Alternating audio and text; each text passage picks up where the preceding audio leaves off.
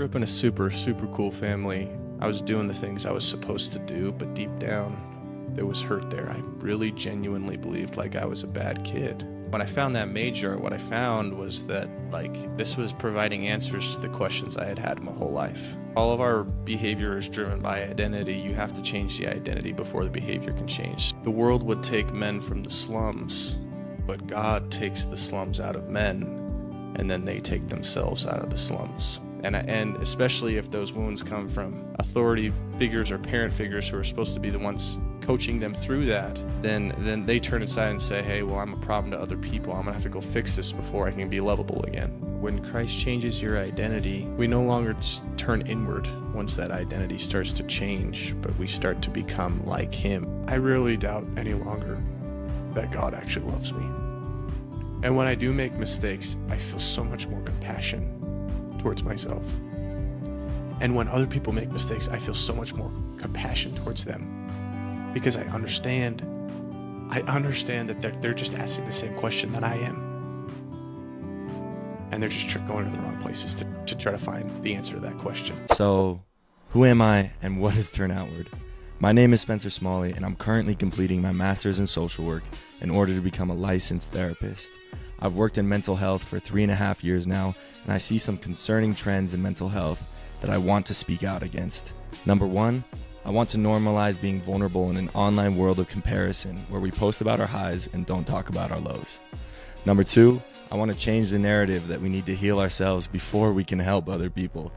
Finding connection and purpose in helping others is crucial to our own healing. Number three, I want to share my faith. David Bednar says that the character of Jesus Christ is to turn out when the natural man would turn inward. Me and my guests share stories of how trusting in a higher power has allowed us to love and serve others in deeper and more meaningful ways. I want to build bridges of belief regardless of someone's underlying religious or spiritual background. I hope you'll join me in my journey of trying to help the world turn outward. All right, welcome back to yet another episode of the Turn Outward podcast. Today we have Sam Richardson. Sam, how we living? Living good. How are you? Doing good, man. A little bit of an early morning. We're recording this at my work office right now. I've got a lot to get done today after this interview, so looking forward to it. Looking forward to the grind. So we had to start a little bit earlier than we expected, but glad to be here. Grateful that you've given your time today. So we're going to rewind it back to a couple of weeks ago. So beginning of August, I think it was August 4th, August 3rd, somewhere around there. I go to this young single adult conference for my church, the Church of Jesus Christ of Latter-day Saints. It's up in downtown Salt Lake, and I go with my friend Caden, who anyone who's followed the pod knows Caden. I've interviewed him on 2 different occasions, and so I show up, and this is a big event. Like it's meant for every young single adult of the church and kind of the Utah area. So it's based in Salt Lake, but people from all over Utah come this event. And there was like something like 15,000 people there. And it was a 2-day event. And I went on a Saturday evening. So I show up, meet up with Caden, and we go to this kind of devotional or this kind of speech or sermon given by a leader of our church, Elder Kevin Pearson. And Caden's like, hey, my friend Sam, he's here as well. He's going to join us. And so we're sitting there watching this devotional, and this guy comes and like sits next to me, and I'm like, oh, I'm Spencer. Sam, nice to meet you. And then he goes, wait, like, you look super familiar. What's and I was like looking at him, and I was like, wait a minute, I know exactly who this dude is. Because Caden had mentioned you were from South Jordan before that. Yeah. And it hadn't even crossed my mind that I would like know who you were. And I was like, wait. He's like, are you like Spencer? Like you used to have like shorter, straight hair, right? And I was like, yeah, dude. And I was like, you used to have like longer hair, right? And then we like made this connection. So Sam and I actually went to the same high school, Harriman High School here in Utah. And even before that, we played Little League football. not on the same team, but our teams used to scrimmage each other. And also see Sam at the rec center all the time. When I was like 13, 14, 15, I spent almost every single day at the rec center playing basketball. Like, especially during the summers, like I would pack like a couple PB&Js and I'd be there like 9 hours a day just hooping. And Did you really? Oh yeah. And awesome. Sam was one of those that. guys. He was one of the regulars there at the gym, and he could ball a little bit. And yeah, so I definitely remembered seeing him there. He's a little bit younger than me, like a year younger. And so, yeah, I'd like kind of seen him around, but we never really had talked a whole lot until this YSA conference. And ended up being a great experience, like a really spiritual experience, between that devotional, that talk with Elder Pearson, and then we went to a concert with Ben Rector, he's kind of like a wholesome pop artist. He's Christian, but he doesn't necessarily make Christian music. So he was phenomenal, and then there was also Rachel Platten, who most people know her for the song Fight Song. And going into this concert, I was like, yo, this Fight Song girl, this is gonna be cheesy. Like, I don't even know like what this is. But ended up being a spiritual experience. I think all three of us, like me, Caden, and you, ended up crying at different points throughout this concert. That's funny. I didn't know you saw me crying. Yeah. That's so funny, dude. Yeah, dude. When Ben Rector sang I'm a song, it's a common hymn in our church. He sang, I'm trying to be like Jesus. Yeah. He's not even a member of our church, but he's also a Christian. And it was really meaningful for me that like he took the time to learn that song, and just, man, I felt the Spirit so strong. That was good. That was really good. Yeah, dude, I just lost it. Yeah, I know, that made me cry too. So good. But yeah, I had this great experience, and in talking to Sam, I was like, oh, like what do you do? You going to school? What do you do for work? All this stuff. And he's like, well, I just graduated from BYU, studied psychology. And I was like, dude, I studied psychology at BYU. I graduated like a year and a half ago. I'm in my master's program right now. Like, what are you doing? And he's like, yeah, like I'm going to get my master's in clinical mental health counseling. And I was like, dude. And then after like literally 5 minutes of talking, I was like, dude, you need to come on this podcast. And Sam was like, bet, dude, I'm there. So here we are just a couple weeks later, and glad to have you on. So Sam, help us get to know you a little bit. Tell us a little bit about your story, your upbringing, what led you to this current career path of psychology and therapy and mental health counseling. How did you get to where you are today? So I grew up in a super, super cool family. My mom is very, very dedicated and very, very involved in our lives. We felt like from all outward appearances, I mean, you hear this, people say this all the time, right? People thought we were the perfect family. I would have said that, things were really, really good. My dad was in the bishopric. My mom stayed at home and was killing it with raising us. But deep underneath all of the outward appearances, there was a lot of dysfunction in my home growing up. It was pretty difficult. My mom was a very highly anxious person. And my dad, unbeknownst to her, was dealing with a pornography addiction. Super common. I think even more common in the early 2000s, like there just was to not, have the resources to get help and talk about it. And so it just kind of, it was a thing he dealt with but never talked to my mom about. And so that was super, super difficult for her, and she kind of had to shoulder the parenting on her own. It led to a lot of stress, and I don't know, she seemed to manage it, but based on a lot of things I experienced as a kid, she wasn't managing it super well. I was a very, very energetic kid, always a big people person. And I think because I was the most energetic and, I don't know if I'd say I was the most difficult to parent in our family. We got some strong personalities, but I was one who was, I have a very public personality, and I was, I just think I was I always knew just how to get my mom just a little bit past the breaking point, you know. But I think all of that, I mean, was accompanied by a pattern of just feeling like, hey, I'm not good enough. I think by the time there was enough of these types of instances, small or big, by the time I was 11 or 12, well, actually, I'd say it's probably earlier than that. By the time I was 8 or 9, I really felt like I was a problem to other people. I took on the identity as a bad kid. And you wouldn't have seen that at church or anything like that. I was doing the things I was supposed to do, but deep down, there was hurt there. I really genuinely believed like I was a bad kid. And that was super hard for me.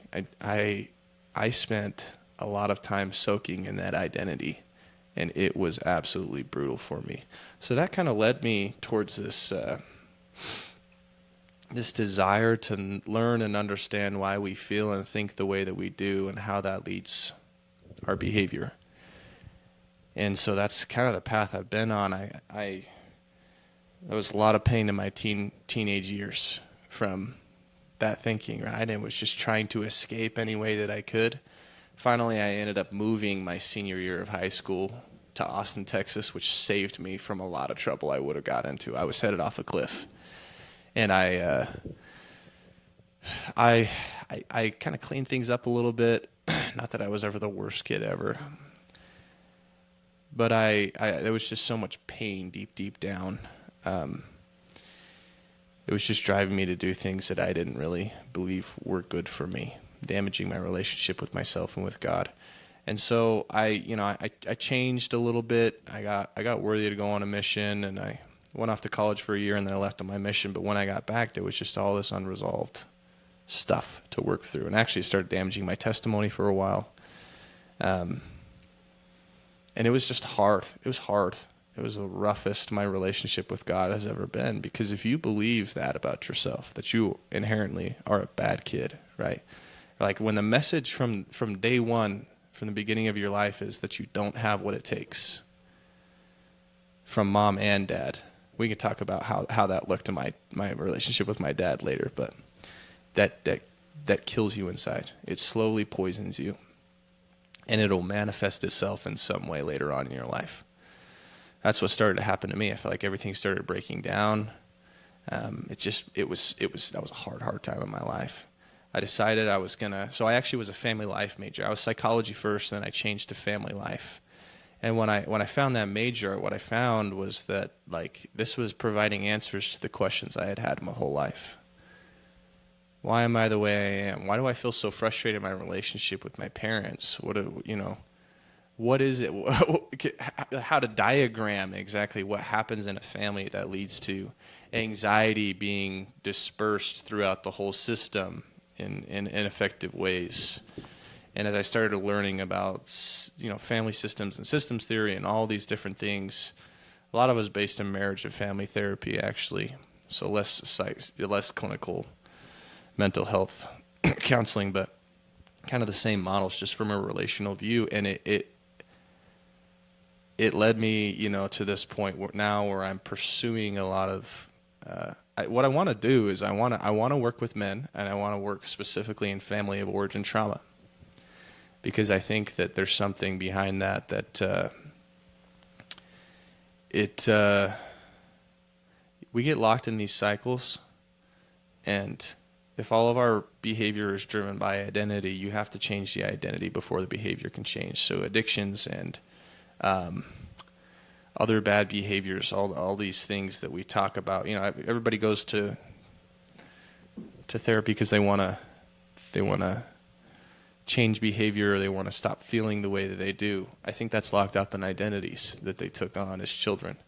And that's a simplistic way of viewing it, right? There's obviously a lot to these things. But that for me has been the biggest realization, because as those things have started changing, the way I feel about myself is completely different. My confidence in God is completely different. I no longer see, and I don't like to talk in absolutes. This is a long process of healing that will happen throughout my whole life.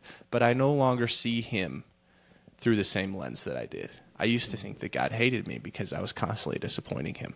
A lot of people, I think, in Christianity could probably resonate with that. we build that up throughout a lifetime. So anyways, there's a little bit about my background. That's kind of how I came to where I'm at right now. I'm going to start a degree in clinical mental health counseling in January. But that's me. That's how I became who I am. No, thank you. Thank you for sharing that and being vulnerable, Sam. There was a lot that you were saying that I found myself kind of nodding along with and relating to. For me and my story, like my mom, and I've shared a little bit about this also, high anxiety, had some physical health problems along with that.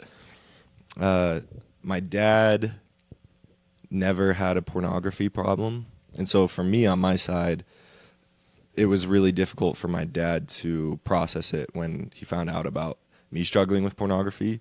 Because I started struggling with it. I remember the first time I got caught, I was like maybe 9 years old. Wow. Very, very young. When was the first exposure? I have like a memory of when I was like 5. Wow. Like seeing like a Victoria's Secret magazine. Yeah. And then like going behind the couch and like flipping through it. My mom's Yeah. like, hey, like give that back. I don't know if I'd count that, as like actual pornography, but like the first time internet pornography, like the first time I had like forgot to close a browser or something and my parents found it. And they like sat me down and they were like, this is pornography. And I remember like listening to like a John By the Way talk that they'd put on in the car or something. And he had defined pornography, but my young mind like didn't know what that, like I had heard the word before and I was like, oh, that's what it is. Okay. And I think my parents thought that kind of after having that one talk with me that be like, okay, now he knows it's bad. He's heard in church that it's bad. He's not going to like struggle with it and deal with it. Then when I was in middle school, and I would hide it a little bit better. And then my dad found out probably when I was like 13 or 14, I want to say. Like he was pissed because they had been kind of aware of it. And so my dad had put like some blockers and filters on the computer. Mm-hmm. And then, as a persistent teenager that I was, like, if you want to do something, you're going to find a way. Our generation is just a little more tech savvy. So I found a way around the filters, found a way around the blocks. And so my dad, he had never experienced anything like that. And so he was pissed when he found out that not only had I bypassed the filters and I was continually viewing it, but then I had like accidentally put like a virus on the computer because I got into like a pretty sketchy site to like get around the filters and all that stuff. And yeah, we got like a little pop-up on the screen. It was like the FBI is like wants you or something. It was sketchy, dude. It was crazy stuff. And my dad was like pissed. And even my mom kind of had, as I got like older and started preparing for my mission, I was still kind of like struggling a little bit, even going through like the mission interviews and stuff. And even right up until my mission, my mom made a comment. It was like, I thought this wasn't an issue anymore. And that just like killed me. She's like, I thought that you had like moved past this. Yeah. That I had like somehow like failed my mom. Yes. Failed my parents' expectations for me. That I should no longer be struggling with this thing at this point. And I think that was kind of like their expectation was like at a certain point, like, this is bad, like just stop doing it, And so I didn't know a whole lot about mental health. I didn't know all about addiction. No, wouldn't that be so fun if that's how behavior actually worked? Yeah. Yeah. This is bad. Why don't you just stop doing it? Yeah, right. All the things that we know are bad for us, so you stop doing like social media. Yes. Right? That's how it was for you. You shared with me that you deleted Instagram when you were like 16. Yeah. Yeah, I think that some people can have a healthy relationship with social media. I'm of the opinion that most people don't. So for me, I needed to get rid of it. Mm-hmm. My life's been a lot better since I did. So you're not on any like platform? I'm on Facebook just because it's really hard to live without Facebook Messenger. You have people from your mission you want to contact, but I rarely spend much time on it. Mm-hmm. What about YouTube? YouTube's a big problem for me, like, especially since YouTube got like the YouTube Shorts now. Oh, dude, it's poison. It's poison. Yeah. I go through phases of deleting the YouTube app. I've started to realize that anytime I open it for anything, I got to be on high alert, right? Because like they'll pull up the video, but then you got this little interesting short, and it's like, like this celebrity just barely got married for the second time, and guess what they did, And I'm like, crap, I gotta know. I have to know now. I don't even know who that is, but I have to know. You know what I mean? It's so funny. So yeah, that's one I'm battling right now. Yeah. I have a pretty addictive personality as well, so it's I'm dealing with that. It's I feel that, dude. When the Drake versus Kendrick rap beef started happening in May, I grew up like, in middle school when we were playing basketball at the rec. It was Lil Wayne, Kendrick, Drake, Eminem. Mm-hmm. Like that's who I listened to, and so I grew up like a big rap fan. And as I've kind of realized that it, with all the profanity and all the sexuality and the objectifying of women and glorifying money and just worldliness and so many things, it really does affect my spirit and it affects my emotions in a lot of ways. So I've tried to like distance myself from rap music a little bit more. I can still like appreciate it as an art form, like Kendrick Lamar especially. But when Drake and Kendrick were having their beef in May, at first I was like, I don't want to like get into, I guess it was like April, May, but I was like, I don't want to get into that. Like, I don't want to get sucked into that drama. Like everyone's talking about it, sure, whatever. And then my brother texted me. And he was like, yo, have you heard the diss tracks? And he's like, Meet the Grams is crazy and like all this stuff. And I was like, okay, fine. Like, I'll check it out. That's and wild. Then, dude, I kid you not. Like, I went down the rabbit hole. I watched like probably 20 hours of like explanations on the beef. Like, how did it start? Where did it come from? Like, why are they, how did it get to this point, right? And just like the plot and everything. And I can break it down to you like super well because I've watched so much content on this now. But now when I go on my YouTube page, all it is just rap beef shorts. Oh, they know. Yeah, no, they got me. They got me good. And so like anytime I go on YouTube, I'm like, oh, I'm going to watch, I'm going to try and learn more about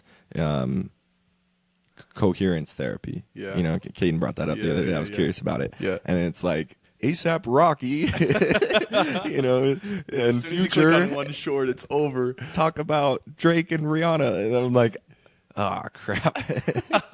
And then you're just like scrolling and scrolling. So yeah, YouTube is a problem for me. I have thought so many times of just deleting Instagram because I think specifically in like 2018, 2019, YouTube changed a lot. Like when I got Instagram in high school, it was very much, just like post pictures of yourself. It's like a way to, have people keep up on your life. But then they introduced like stories and they introduced messaging. So they were trying to like compete with Snapchat basically. Mm-hmm. So they introduced stories, they introduced messaging. And then now I think just a few years ago, it was like maybe 2019, 2020, they introduced like the Reels, the shorts, and that's when Instagram just became a whole different beast. Yeah.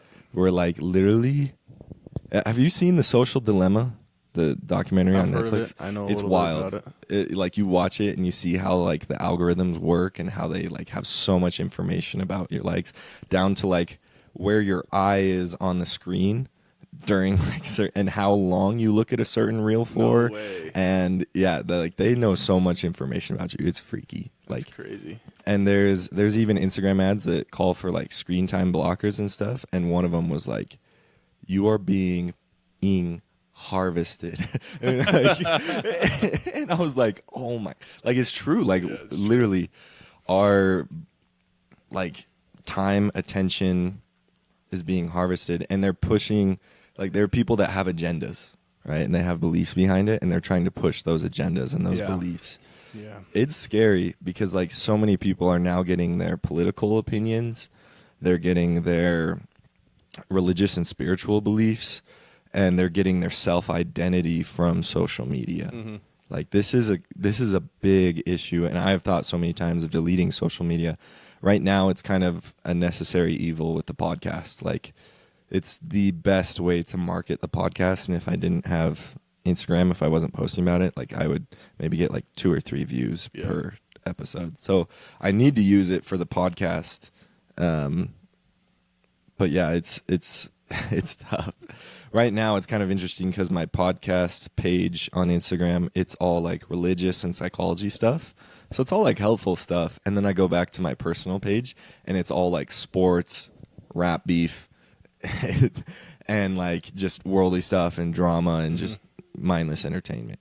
And a little bit of the sports stuff has gotten into my podcast page now because they've seen like me get sucked in by that stuff a little bit, and so I'm like, no, I need to like dislike this so the algorithm one time, yeah, and then they know it's just forever after that. They just they pump that content your way. So we'll see. As you know, it depends on where the podcast goes. If the podcast page gets big enough, I might even just delete my personal page because it's just I just don't have time for it. Like I'm in grad school. I'm doing my internship and trying to like post every single week, and I'm doing everything by myself. I just don't have time for it. Yeah. You know? So yeah, that's a big thing, but wow, how did we get here? We were just talking about I don't know. I don't even know how we got here. I went off on a tangent there. My bad.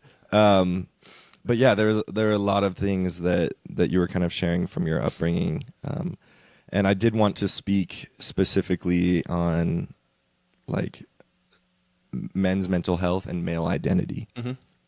Because Kevin Pearson, he gave his talk on identity, and I do want to tie it into that.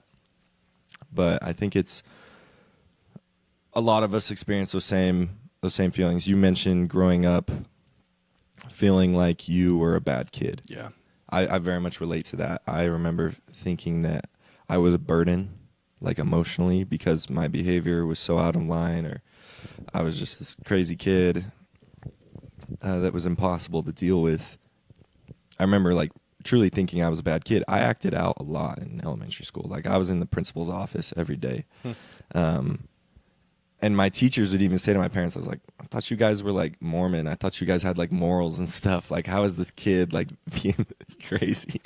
And that stuff would get back to me, and I would like internalize that, you know? So yeah, like I very much grew up thinking I was a bad kid. Whereas like, I don't know, I kind of sobered up into like 9th grade and throughout high school, and started to like hang out with more kids in my church, and I've talked about that story a little bit. But I still carried that belief that in like deep down I was like a bad person. I remember like being on my mission. It was like first 3 months I was really struggling because we weren't like, nobody wanted to listen to us. We got kicked out of a grocery store. I was just trying to hand out like Christmas cards or something in a grocery store. And then I remember walking on my mission, and I was so down, so depressed in my head that I had completely zoned out, and I had walked out into the middle of the street. And I look up, and there's just this big white van just like barreling towards me. And I had to like kind of jump back up onto the sidewalk. And I was like, yo, like I almost just died. Wow. that could have just been over for me. And so I remember going back to my apartment that day and having this prayer to God. I was like, God, I don't believe that I deserve to be happy. Like, I feel so dirty. I feel so unclean. And I think a lot of it was because I continued to struggle with pornography up until my mission. And there were maybe some things that I didn't tell like church leaders.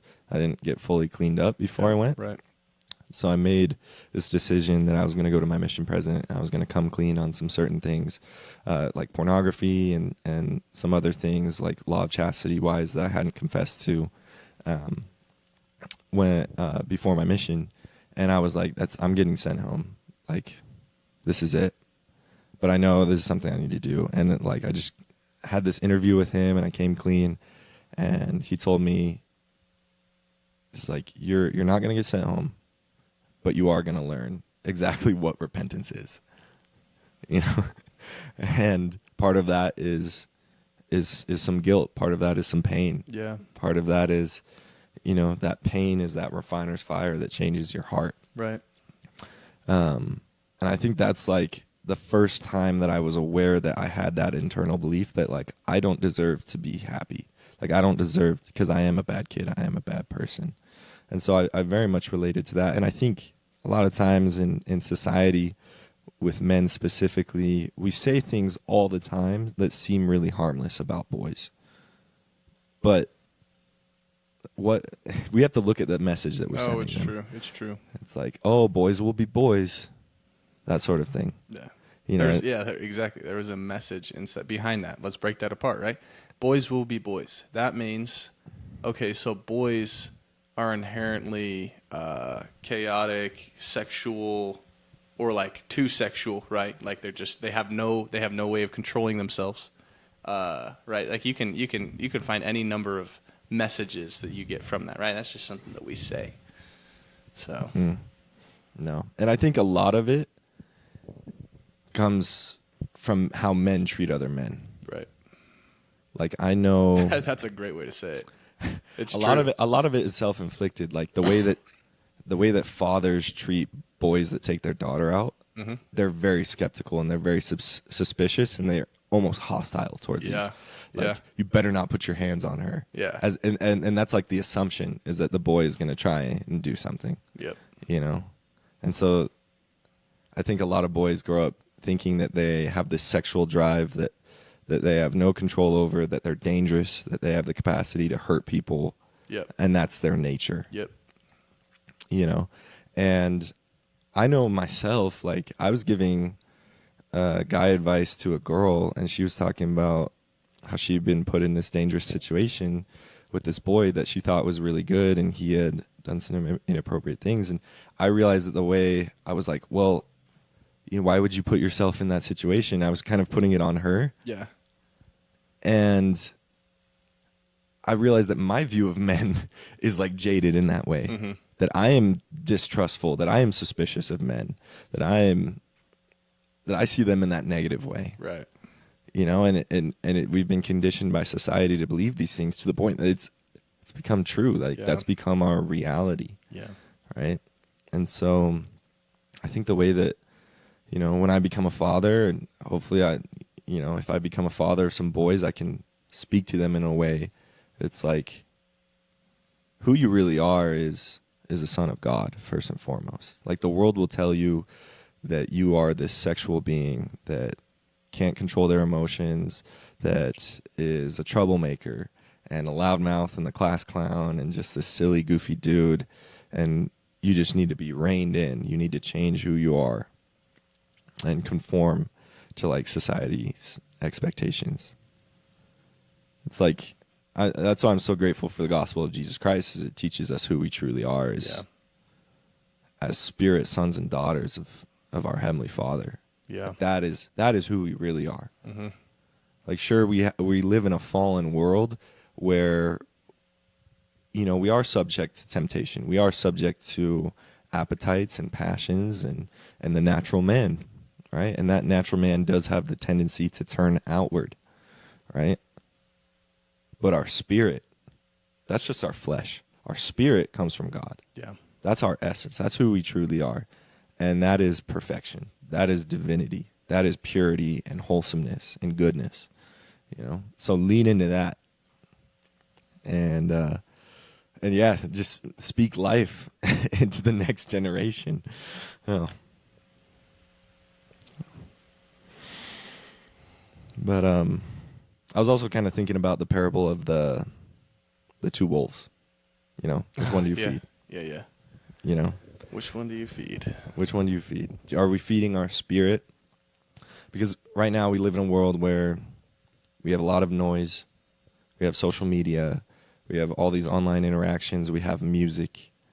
We have things that can constantly stimulate us, that constantly drown out whatever emotion we don't want to feel. So if we feel angry or sad, we can drone that out by doom scrolling for hours. Yeah. If we feel frustrated or annoyed, you know, we can listen to some angry rap music, you know, and go to the gym and get all like angry and whatnot, you know.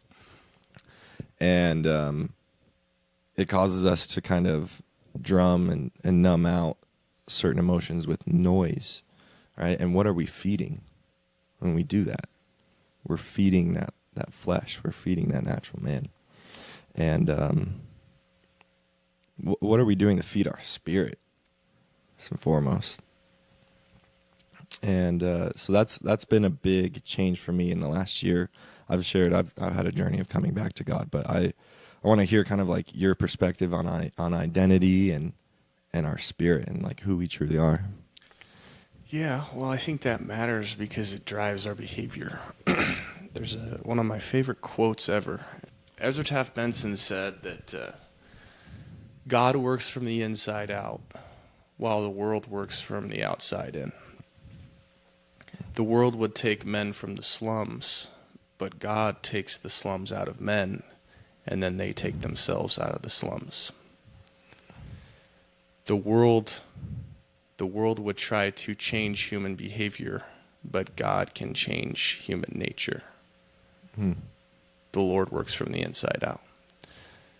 So something along those lines, I didn't quote it exactly, but the idea is that when you enter into a relationship with God, especially a covenant relationship, that changes you. There's something different about you by having a relationship with the creator of the universe, because you start to view yourself differently. Everything changes just by nature of being close to him. That's the nature of God. He makes things beautiful again. And so there's a lot of people feel frustrated because they try and they try and they try to change things about themselves that they don't like. That's the great struggle all of us deal with in this life. Everybody has their thing, even if it's not super serious. There's a thing. There's a thing that people are trying to change about themselves. We've all got at least one. And I think the message of that quote, what Ezra Taft Benson is trying to tell us, is that you have to understand this really, really well in order to not push off all the responsibility onto God.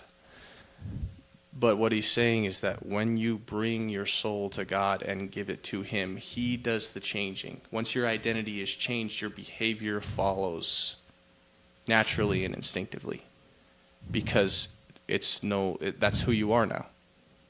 I am a son of God. And that's why I think that a lot of the things that our prophet in the Church of Jesus Christ, President Nelson, he really focuses on identity a lot, right? He talks about identity. First and foremost, you were a child of God, and a child of a covenant. And what's the third thing? Do you remember? Child of God, child of the covenant, and I haven't listened to that talk for a while, right? But he child of the promise? Yeah, I don't know, something like that. Anyways, he talks about that a lot, and I'm like starting to realize the genius of that. That's why I was so interested in everything that we listened to in that YSA devotional that we went to together with Kevin Pearson, because it spoke to my soul in that way. I think that's one thing that's brought a lot of relief for me. I don't feel like I have to do it all on my own. One of the first things that happens to people when they take on a bad identity or an unhelpful identity as children is that they immediately, instinctively develop this belief that they have to start doing it alone. Because if I'm bad, I'm hurtful to other people, I'm causing problems, I need to go fix that. And especially if those wounds come from, authority figures or parent figures who are supposed to be the ones coaching them through that, then they turn aside and say, hey, well, I'm a problem to other people. I'm going to have to go fix this before I can be lovable again, right? And so then we develop this idea that we have to do it alone. And God's message is the exact opposite, that if you come unto me, I will change your heart. I will show you who you really are. And as a result, right, I'm going to take the slums out of you so that you can take yourself out of the slums. That's his message. So that's been a pretty formative and core idea for me in the last couple of years as I've been redefining that, because I realized, it started with some really, really spiritual experiences where I felt God tell me, like, you're my son. In fact, I think he's a little upset with me that I believed those things for so long. Hey, stop it. Knock it off. You're my son. And I know you. So you bring it to me, and we can do this together. But you're not alone. You're not a problem. You're not bad. we can change this together. So that's kind of my thoughts on identity and how a change in identity leads to a change to behavior. Yeah. No, wow. Thank you for sharing that. I think it's kind of a bottom up versus a top down approach. Yeah, exactly. Right. Exactly. God starts with your heart. He Yep. starts with your soul. Right. And it's really interesting, me doing my master's in social work. Like, social work very much looks at systems, and it looks at organizations and institutions specifically. Like, there's a lot of things in social work that deal with kind of a macro level approach of, we need to change the organizations, we need to change the institutions that are oppressing people, that are making their lives difficult. And I think, there can always be evolution, and there can be change that can better accommodate people's needs in society. I'm not discounting the value in that. But the reason that I want to do micro practice, right? If we're going to change the world, it starts one by one. Yeah. Right? Yep. And I know a God who cares enough about the one to leave the 99 and to focus on that one and to bring him back to him. Right? And so if we're going to make society a better place, it starts with healing each individual one by one. Yeah. Like, sure, there are, structural changes that can be made, but more importantly, like, those, even if those changes are made, if people's hearts are still at war, Yeah. or they're still in the slums, so to speak, if a person is still convinced that they are a bad person, no matter how available resources are, no matter how helpful institutions and how equal institutions are, that person is not going to get the help that they need, because they don't even think they deserve it in the first place. Yes. It's an identity problem. That's what it is. It's an identity problem on an individual level, on an individual level, one by one, all across the world, right? And so that's what God does. He flips it for the individual, and then that changes the trajectory of their family, and then that changes everything else, right? It's a bottom-up approach, exactly like you said. Mm-hmm. Yeah, if you want to change the world, start by blessing one person's life. Yeah. Start by improving someone else's life. Right? And every single time where I've been in the darkest places of my life, God has said, are you ready to stop making it all about you and look around and see someone that is more miserable than you that you can help? Yeah. And every single time that I've done that, it has lifted and blessed my life and inspired me to keep doing that. And then that person is helped and healed and uplifted, and then they're inspired to do that same thing. It's this ripple effect. Yeah. It really is a beautiful thing. I thought it would be really cool if I have my notes here from Elder Pearson's talk, if we can kind of go through That'd be rad. some of the things that he said. So what we were just talking about specifically with identity. So it was really interesting. I've talked about the cognitive behavioral model on this podcast before. I'll just kind of go over that for anyone listening. So cognitive behavioral theory, cognitive behavioral therapy specifically, is one of the most commonly used therapies with mental health, right? And so it's basically learning to change your thoughts, because your thoughts impact your beliefs, and your beliefs impact your behavior. Right. And so if you can change the way that you're thinking, if you can change negative thinking patterns, then that will change your beliefs, and then your beliefs will naturally change your actions. Right? And so it was really interesting because Elder Pearson, he basically used the CBT model. Yeah, he did. It was funny. I heard you whisper under your breath. You were like, "This is just CBT." Yeah. But it was so cool because he said he added a step to it, which was identity. Yes. And I think that's a crucial part, because Yeah. it's like, we need to start, like, who are we? Mm-hmm. Who am I? Why am I here? Like, what is my capacity to do in the world? Do I have capacity for good or evil? Well, the answer for every single person is yes. You have a capacity for both. Yeah. Right. I've lived long enough, and I've made enough mistakes to know that I have enough capacity for evil. In the people that I look down on in society, like, if I were to go down a certain path long enough, like, I could I could be in jail. Like I could make some serious, and I've seen that darkness in myself. But I also know, because I'm a son of God, I have an endless capacity for good. Yeah. And it's according to, who do I see myself as? Do I see myself as that person that made that mistake? Or do I see myself as that person that Jesus Christ loved enough to die for, you know? So that I could overcome that mistake and come unto him and be more like him, right? And through making covenants, making sacred promises with God, commitment is such a big thing in our lives. Like, we live in a Western world where it's like, it's so easy to just leave relationships. I remember when Kim Kardashian divorced Kanye, and they were interviewing her, and they were asked, why did you divorce him all of a sudden? And she realized, she said, I realized I had to make a choice for my own happiness. And like, when I first read that, I was like, okay, sounds legit, I guess. But like, looking back on that, it's like, that is the world that we live in. It's like, that teaches us we need to make choices for our own happiness. It's about us.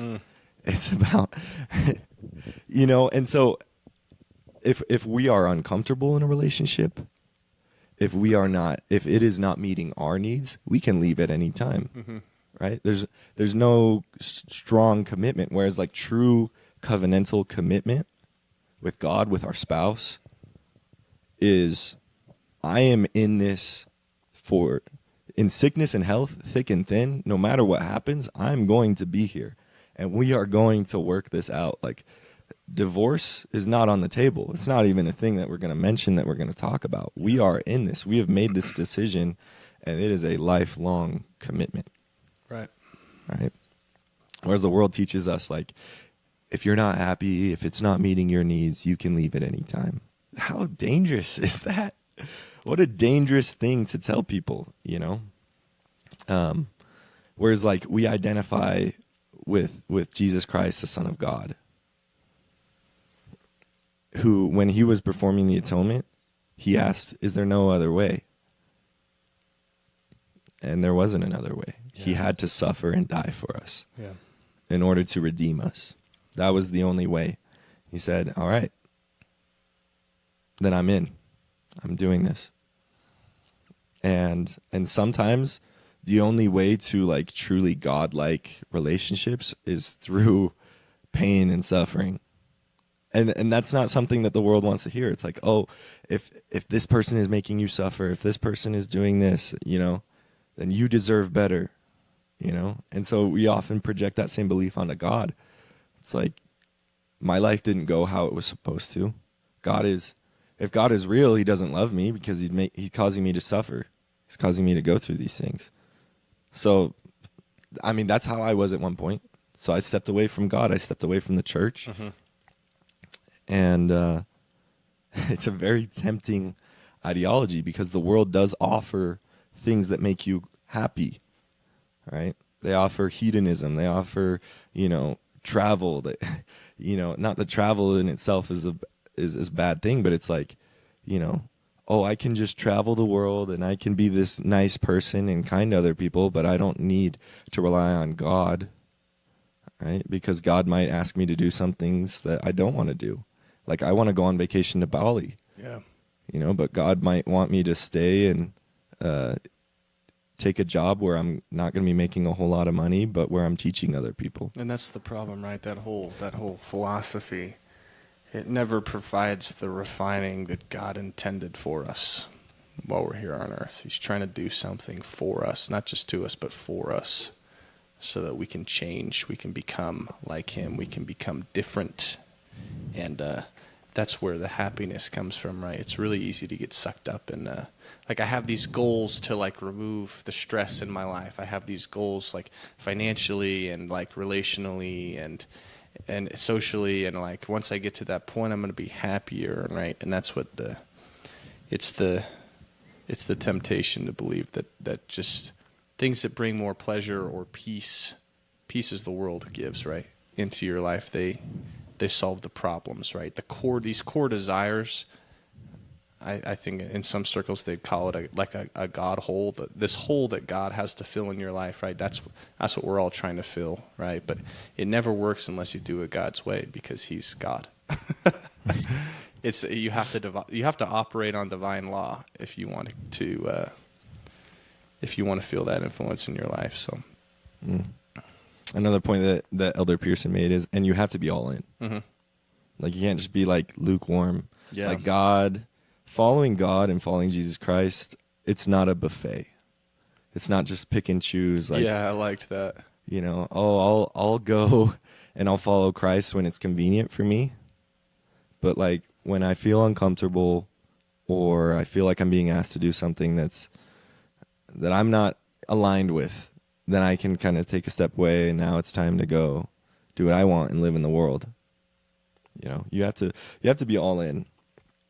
And there's also there's a narrative out there that we're living kind of in the worst of times, and I think there is more temptation, and I think there is more confusion, because we are more connected. There's more than we've ever been in society. But he also made the point of, like, we have to acknowledge the time that we're living in. Like, honestly, the history of the world, you look throughout it, genocide, most of the history of the world, people have been like, genocide, okay. Abuse of women, sexual abuse of women, okay. Yeah. Abusing children and infanticide and all these different kind of atrocities that happen in society, yeah, that's okay. Yeah. Like, most of the history of the world, those things have been fine. And kind of in the last few hundred years, we've kind of woken up and realized, like, oh, yeah, those things are bad. Like, human life actually has value. And so we're living in one of the safest times. Yet, sure, there are conflicts going on in Israel, Palestine, and Ukraine, and in Somalia and Myanmar. There's still genocides happening, but it's fewer and it's far less common than has been throughout a lot of society. And the fact that most people recognize, oh, this is bad, like that, that's incredible, And so we really are living in a wonderful time. And technology, even though we've talked a lot about the harms of social media and technology, there's so much good that comes with technology. Like, I'm able to use ChatGPT and learn more about coherence therapy in 5 minutes than I probably would, 3 hours reading a textbook now. Mm-hmm. It's incredible. Like, it increases the rate at which we can learn and have information. Maybe our brains don't retain it as much because we don't have to work for it as much, but that's a whole nother thing. But we have so much available at our fingertips. We have more access to truth. We have more access to sacred ordinances than we've ever had. We have, connection through social media. If we stay on things of the gospel, things of worth and of value, that's unprecedented in our history. And so it really does depend on the framework through which we view it. Like, are we living in the best of times or the worst of times? It depends. That's a good way to say it. And so he talks about that, and he also talks about, like, the gift of the Holy Ghost, the gift of God's influence, God being able to speak to us through the Holy Ghost is more important than it has ever been, especially with technology. Like, one thing he said that freaked me out, it was like deep fakes. He talked about deep fakes. Yeah, he did. And he's like, right now they're pretty convincing. Sometimes, like, you have AI, like, there's a page I follow, it's just like LeBron James AI post, like, press conference interviews, and it's so funny. It's called He Didn't Say This. It's on Instagram, and it's just like, he's like, yeah, I remember, because there's, like, the stereotype that LeBron, like, lies all the time, and that he'll say that he, like, knew something was going to happen. Yeah, like, oh, I knew Steph Curry was going to be a star. No one else did, or whatever. Yeah. And so this page kind of runs with it, and he's like, yeah, I remember being at the Last Supper with all the apostles, and I remember looking over at Judas, and I don't know why, I just had the feeling that he was going to betray Jesus. It is so funny. That's so out of control. Yeah. But like it really looks like he's actually saying this. Yeah. And there are even comments like on the post like, yo, is this real? I'm like, like the page is literally he didn't say this. Yeah. But people are still convinced. Yeah. But you said like even imagine what it's gonna be like 5-10 years from now. Oh, yeah. Like deepfakes are just gonna be so much crazier, so much more convincing. Yeah. And so the gift of discernment, being able to discern or tell right from wrong through the Holy Spirit, through God's influence, is going to be so key, so important for us, because they're going to be information. You even told me there was like a video of Joe Biden that like got circulated that was completely fake. I don't know. It's like the I'd one have where to verify that this is fake, but there's this funny video of him saying like, if I could describe America in one word, it would be right. Yeah, dude. Pretty I sure remember that seeing video that, is fake. and I laughed like so hard. It's such a funny video, right? And Yeah. it falls in line with what we, have Yeah. kind of. So we just to clarify, we don't know if that's fake or not, but like Yeah. that's an example of Someone something. told me the other day that video is not actually real. Okay. And I was Yeah, like, we'll have that's to fact wild. check that. Yeah, we're but gonna like fact check that. that could totally be AI. Yeah. And like we wouldn't even know, Yeah. And like that, there's like a, political agenda that can be pushed with that. Yes, exactly. There's, all sorts of different beliefs and things. If we take those things at face value and just see, if we take everything we see online at face value and just believe it and let it internalize, and there are a lot of assumptions that we can make. And that's not to say that we're pro Biden or anti Biden. We're not going to get political on this thing. But he says we cannot choose our own truth. That's a big thing in turn outward. Like we live in a very individual focused self-care world right now. Yep. You need to live your truth. Yeah. Something we hear all the time. I hate that phrase. Yeah. I hate it so bad. What are your thoughts on it? Well, I don't know. I just feel like, here's the thing. How many of us are living our own truth in our lives right now? Literally everyone. How well is that working in this world? Just analyze that. Think about that, right? Everyone is living their own truth. That is exactly what's happening. And how well is that working for all of us? People are running to therapy more than they ever have before. Divorce is at the highest rate, or it's about stable actually, but cohabitation that doesn't take into account cohabitation, right? And the rates are much higher, or much more unstable, and right. So in other words, relationships are much more unstable than they've ever been. I feel like you just analyze the social trends and you'll see that in most categories things are as scary as they've ever been in a lot of ways. How well is that working for us? Living our own truth. Once truth becomes subject to your own interpretation, then you're no longer living in. I mean, it's just it is. Everything goes back to the gospel at the end of the day, right? God's plan of salvation was designed to bring peace to his children and help them come back home to him. It is the only way to find lasting peace in this life. So the further you drift from that, the more you decide that living your own truth, right? I hate it. Is going to make you happy. And then the more you just you look for things in places that you won't be able to find it. That lie in and of itself, cause you to believe so many other lies. Because if it makes me feel happy, then I'm, and it's too confusing. Our minds are so easily influenced. It's impossible for us to decide that in any meaningful and accurate way. What actually is going to make us happy. That's why we need God. Yeah. That's the whole purpose of this life. So that's some thoughts about that. We can't. We don't really actually know what's going to make us happy. Unless someone who knows tells us, then we're not going to know. And that's God. God is the one who tells us, hey, he is the way. That's why they say that, right? Yeah. I like that. Yeah. No, and what's so dangerous about the phrase "live your own truth" is on the surface, it sounds really good. Yeah, it does. Super good. It sounds really good. It sounds like it has good intention. Like, find out what's good and true for you and what Yeah, take works back for your you. life. And Yeah. take back your life. And, and but at the end of the day, it's like, it's encouraging people to live in their own fantasies. Yeah. Basically. And we to look, be, we and look to at, be alone in that struggle, right? There's no unity Yeah. in that. yeah. There's no unity in that. You look at someone with schizophrenia, for example, would you tell them to live in their truth?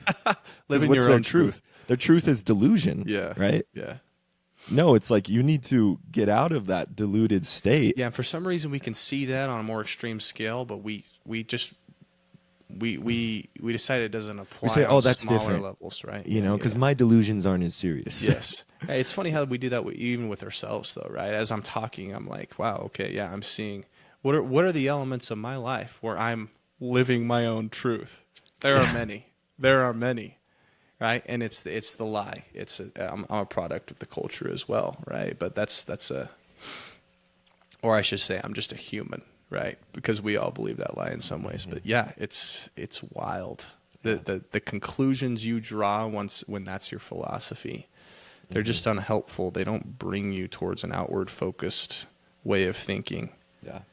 that is connected and loving and helpful and friendly and, Yeah, well, another reason it's tricky is someone that espouses that belief might say, "Oh, you just need to have an open mind. Like you live your truth, but you also respect other people's truth, yeah. and you try and have empathy and understanding and come to know what their truth is." Mm-hmm.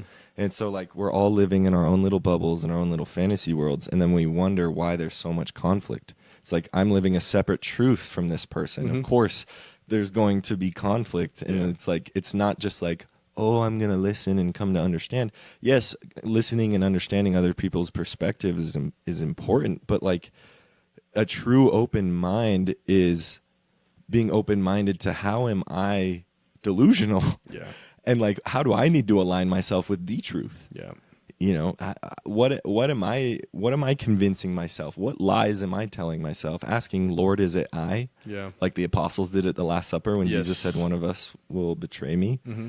Asking, like, in what ways am I delusional, and how does Christ need to reappear in my life and truly show his true character? Yeah. And show me my blind spots, show me the places where I am delusional, Right. so I can further align myself with the objective truth, which is Jesus Christ himself is the embodiment of truth, right? It's so dangerous because it does sound on the surface like, oh, it's more empathetic to like respect other people's truth while living your own, and it helps you have an open mind. Yeah. It's like, it's so dangerous because no, really, that's going to actually lead to conflict. And having a true open mind is examining yourself, Yeah. examining, giving other people the benefit of the doubt, right? And trying to listen and understand their perspectives, but also like, what do I need to change? Right. Taking full accountability and responsibility in that. Yeah. He also talked about capacity. So any capacity takes hard work to develop, spiritual or otherwise. Hard work reveals capacity. With our work, we develop a new identity. He talked about his son that ran in the Boston Marathon. And he said, do you think he's a runner with all that training that he did? His son started up like throwing up in front of a bunch of girls in middle school. Yeah. And then now he's like running the Boston Marathon and getting a really good time in the Boston Marathon. So it's like through that consistent effort, he became a runner, right? Now, I do want to put a clause there because we need to, in my interview with Caden, he said we need to base our identity in things that don't change, right? If your identity is focused on becoming a runner, like you could tear your ACL tomorrow and you've got like a big race you're preparing for, and then all of a sudden you're lost Right. as to what you need to do because your identity has just been thrown for a loop. Right. Right. And that's the cool thing about identifying yourself as a son or daughter, child of God, is that will literally never change. Like a lot of people think, suicide, dark topic, but a lot of people think if I can just escape my body, then I don't have to deal with any of my problems anymore. No, your problems are still there. Like you cannot will yourself into non-existence. Like your soul and your spirit is going to live on. It's just you're not going to have the ability to have a body to deal with your problems anymore. Yeah, it's true. You know? And so like there's nothing you can do to change that identity. Like that is who you are. Yeah.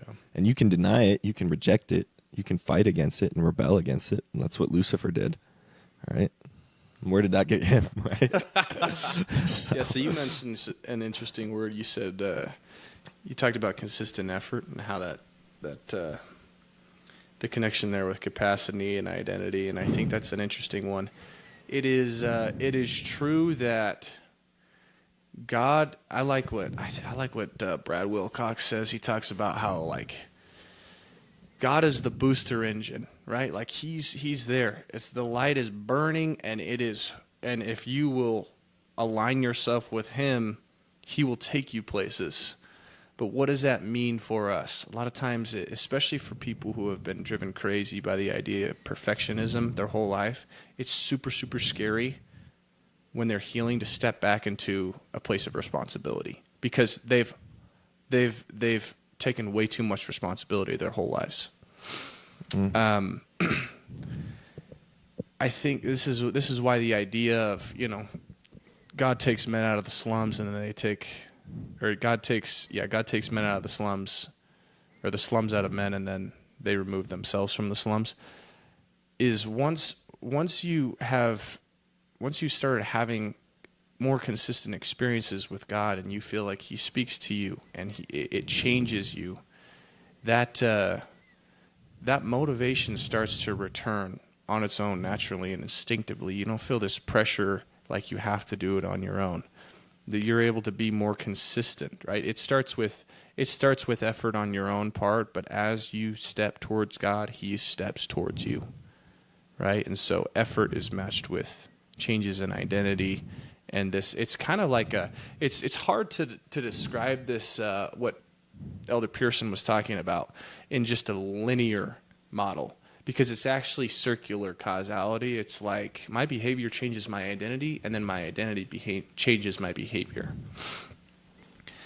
And somewhere, Christ is probably just at every step along that process, because you can't just do nothing and have Him change your identity. So there's a relationship there. Over time, as you approach God and become more consistent with Him, He helps you do the things that you want to do and change the behavior that you want to change. Yeah. It becomes natural and instinctive on your part. Absolutely. One of the greatest quotes I heard on my mission was like, you need to get on your knees and pray as if everything depends on God. Mm-hmm. And then you go out and you work as if everything depends on you. And then you see what happens. In Jesus Christ, He says in the New Testament, take my yoke upon you. What is a yoke, right? It's like a big wooden bar that fits over 2 oxen heads, right? And it's used to pull a cart, right? So it's like you are yoked with Jesus Christ. Yeah. And maybe the gym bros are like, yoked, let's go. Yeah, let's get yoked, bro. But you are putting in effort, but Jesus Christ is right there pulling with you. Right. And there might be some times where He's going 100 and you're going like 2%. Yeah. There might be some times where it's like 50-50. It might even feel like sometimes like he's not there. The footprints in the sand type of thing. Yeah. But like the idea is like I put forth effort and Jesus Christ gives the grace. Because my effort will always fall short. Yes. Will never be enough. Yes. No matter how much I try. And I learned this as a missionary. Like I felt so much pressure to talk to every single person.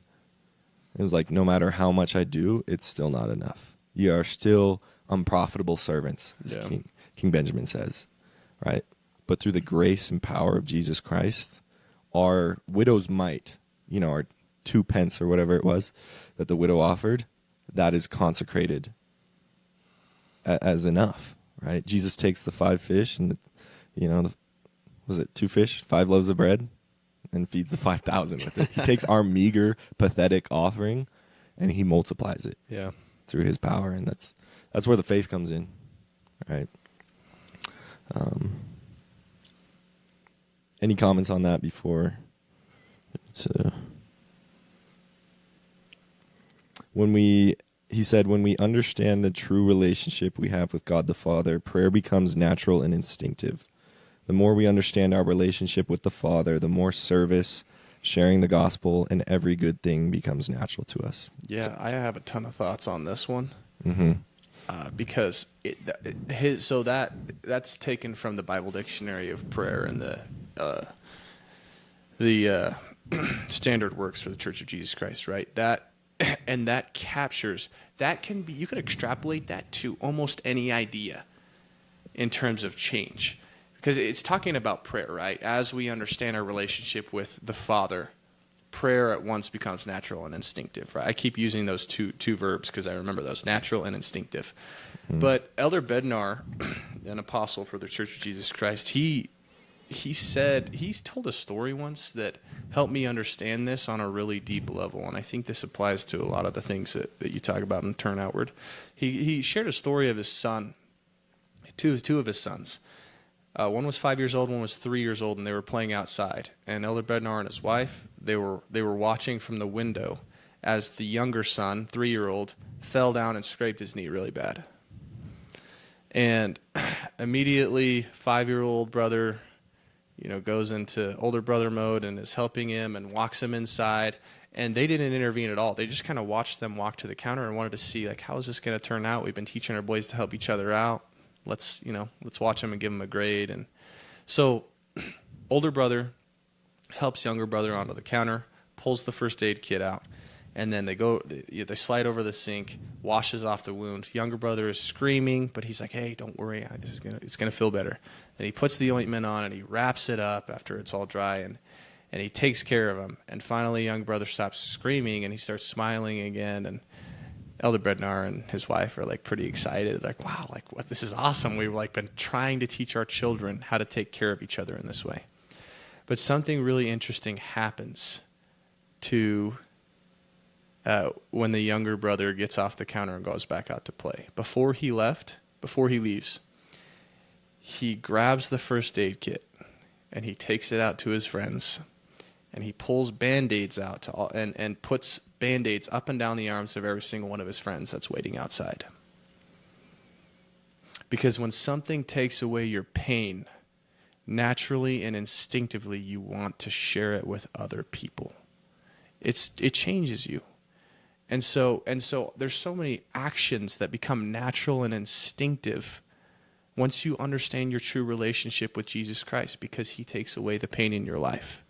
And that is why we turn outward, right? If you can study it in the Bible and the Book of Mormon all over, right? I mean, in 1 Nephi chapter 8, when Lehi partakes of the fruit of the tree of life, do you remember what the very first thing that he does right after that is? Where are my boys at? Exactly. Mm-hmm. Where are my boys? Where's my family? I have to share this with my family. That is how Christ helps us to turn outwards. It becomes natural and instinctive once we experience what that is like. Once an identity change has been made, right? And a lot of times, it's funny how, to extend that analogy a little bit, a lot of times we talk, like, because the fruit of that tree is the love of God. A lot of times we feel like if our behavior changes, once our behavior changes, God will love us more. But really, it's the opposite way around. Once we realize how much God already loves us, our behavior changes naturally, instinctively, right? It is opposite of what we think. God works from the inside out.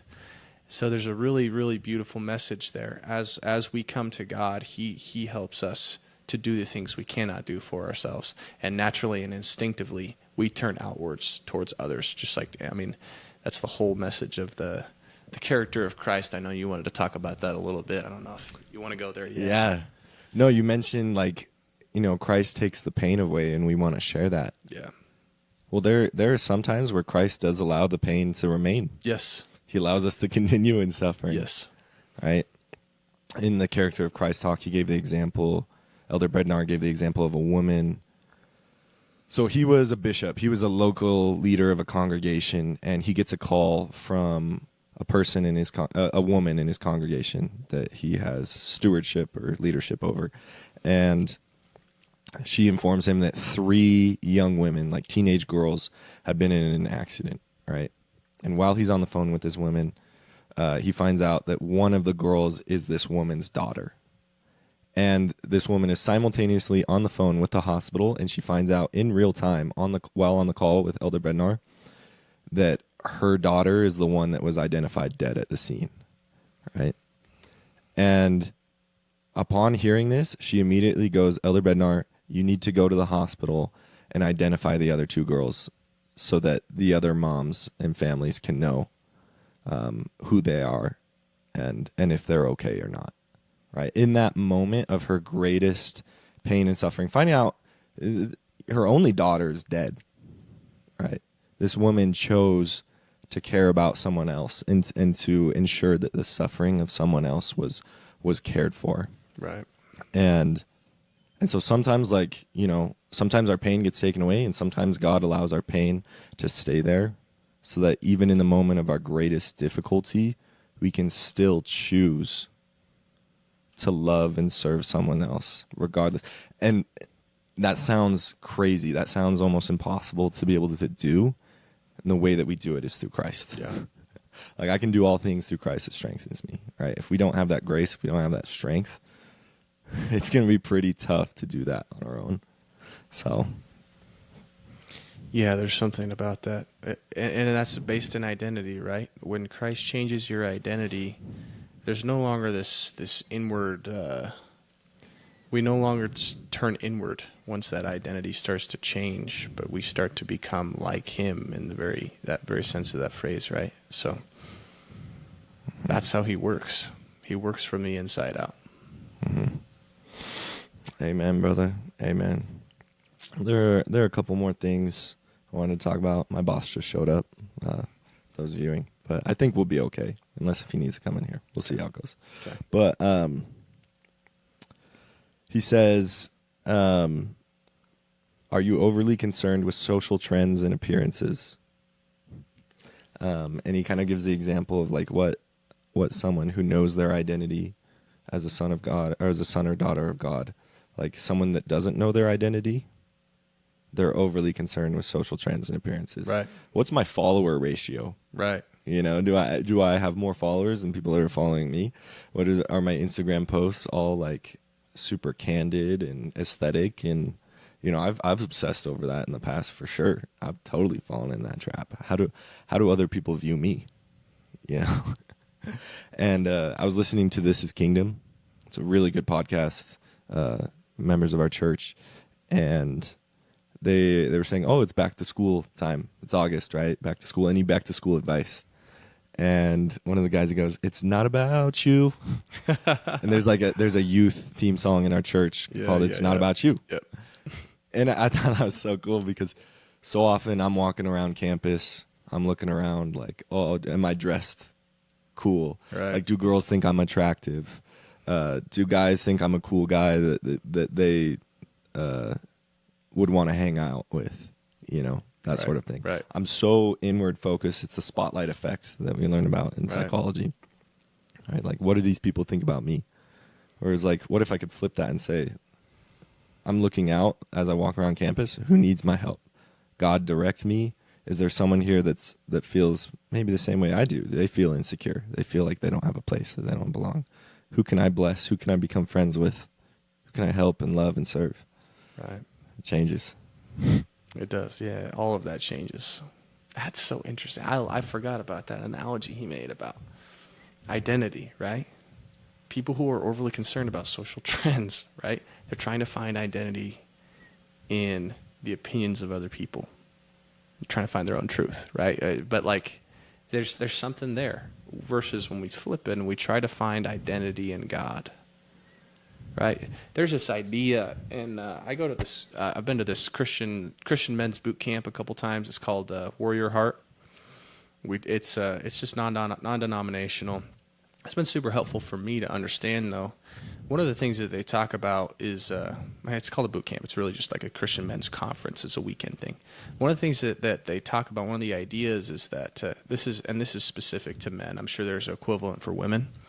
But every man from the age of the day they're born to to the day that they die asks themselves a question every single day.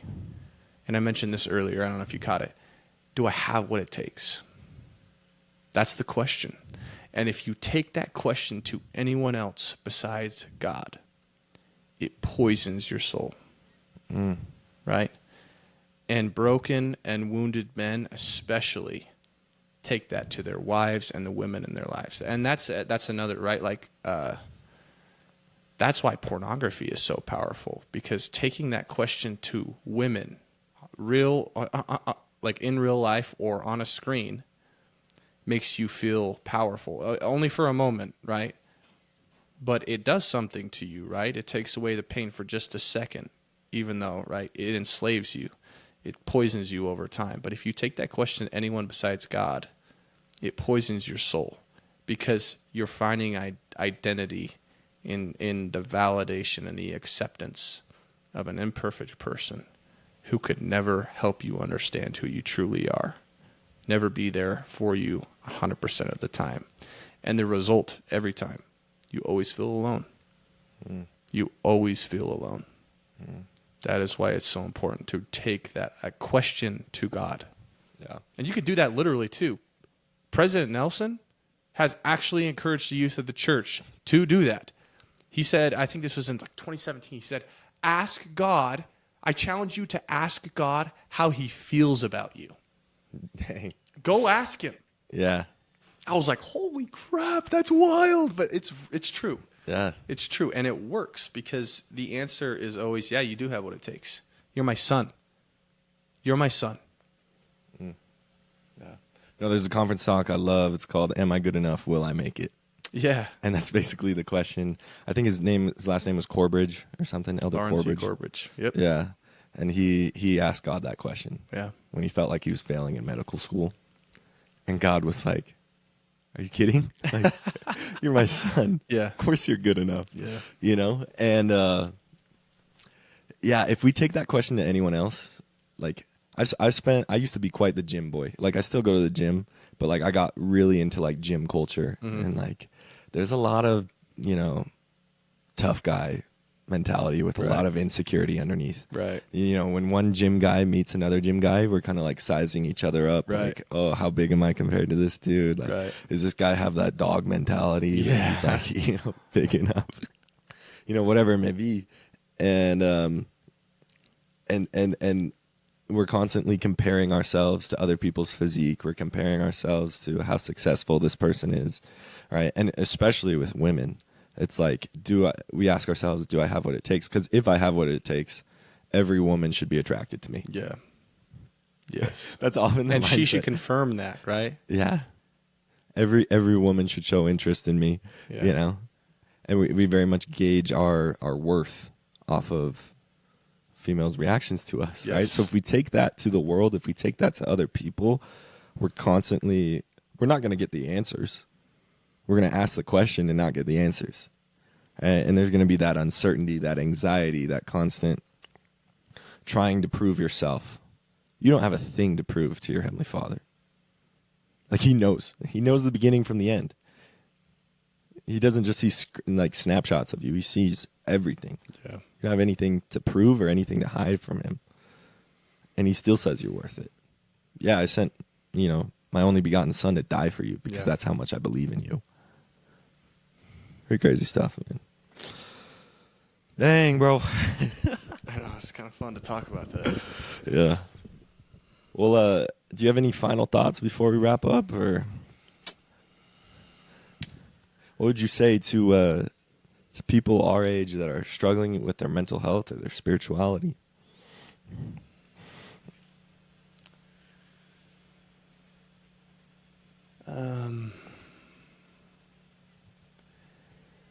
I think at some point along the way, we all get wounds. We all get a little wounded. We use trauma as a word to describe that. I think what we're all trying to get at is that we get wounded.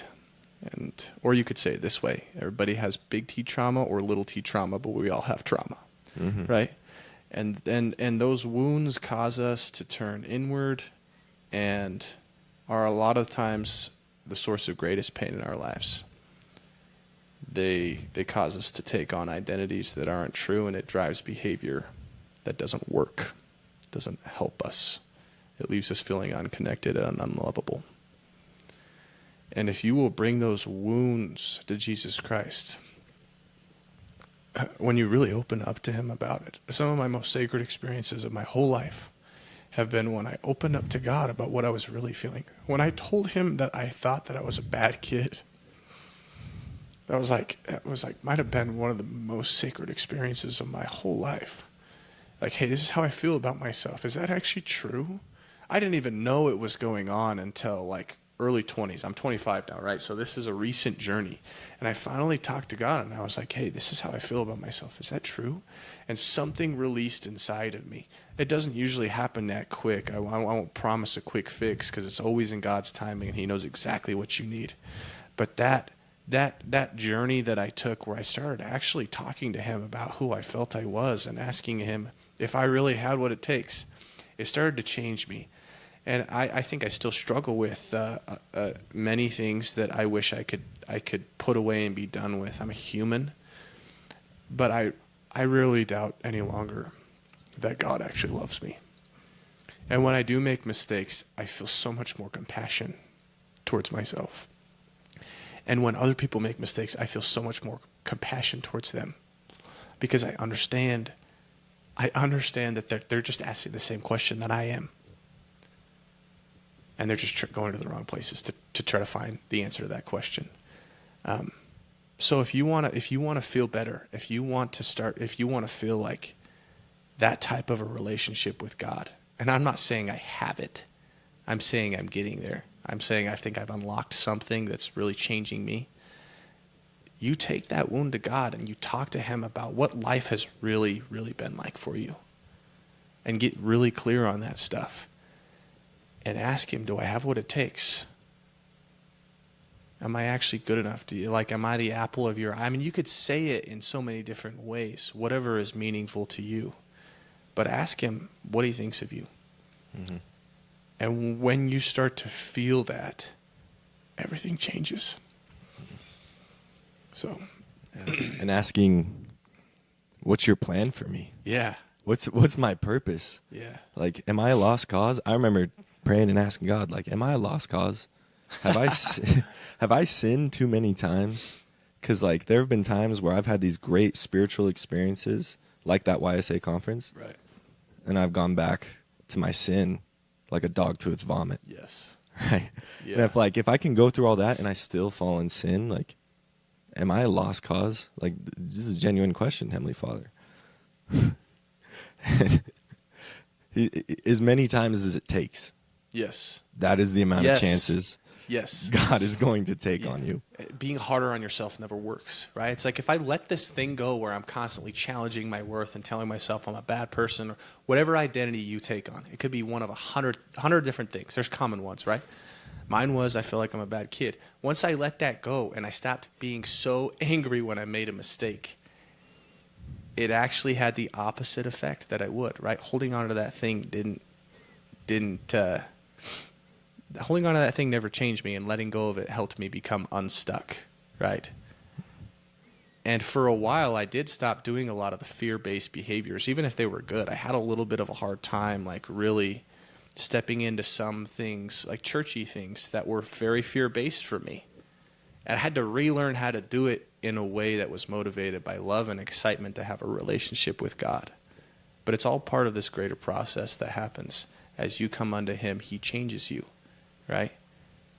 He takes the slums out of men, and they take the slums out of themselves. Or, dang it, I messed that up.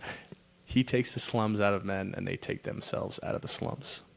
Yes, sir. Amen. Mic drop. Well, Sam, thank you so much for your time, man. I appreciate it. And if you've been watching this episode and you feel like it's blessed or uplifted you in some way, it would mean the world to me if you could do anything in your power that you feel comfortable to do to help share this episode with other people. The message of Turn Outward, in the spirit of Turn Outward, we want to reach as many people as we possibly can. We want this message to to reach others and to bless lives in any way that it can. So if you can follow the podcast on Spotify or Apple Podcasts, and also follow the YouTube channel, which I've started posting to again. So you can subscribe to the YouTube channel, like the videos, comment, help the algorithm out a little bit. And then you can also follow the Instagram page on Turn Outward Podcast. You can like the videos, comment, share to post your stories, share with your friends, help the algorithm out, help it spread to as many people as possible. It would genuinely mean the world to me. Thank you so much for being here, if you're listening. And Sam, thanks again for your time, bro. Thanks, Spence.